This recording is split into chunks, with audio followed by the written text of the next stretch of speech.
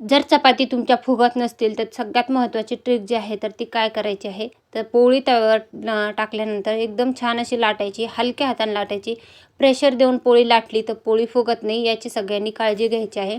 पोळी तव्यावर टाकल्यानंतर दोन्ही बाजूनी पोळी छानशी शेकून घ्यायची आणि पोळी शेकण्यासाठी जे आहे गॅसची फ्लेम जी आहे ती मध्यम ठेवायची, खूप कमी किंवा खूप जास्त ठेवायची नाही. अशा प्रकारे पोळी फुगायला लागली की हवा जाणार नाही याची काळजी घ्यायची, म्हणजे पोळी टम्म अशी फुगते. आता माझ्या पोळीची हवा जी आहे तर ती निघाल्यामुळं पोळी जी आहे ती टम्म न फुगता बऱ्यापैकी फुगलेली आहे, म्हणजे काठापर्यंत जाण्याआधीच हवा निघून गेली.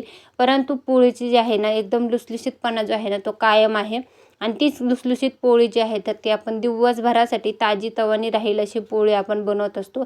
तर ही जी होती पोळी बनवण्याची ट्रिक तुम्हाला सांगितलेली आहे. पोळी बनवताना कसल्याही प्रकारचं तेल वगैरे आपल्याला मध्ये न लावता पोळी छान अशी फुगून निघते. तुम्ही पण अशी नक्की पोळी बनवून पहा आणि अशाच नवनवीन रेसिपीचे व्हिडिओ पाहण्यासाठी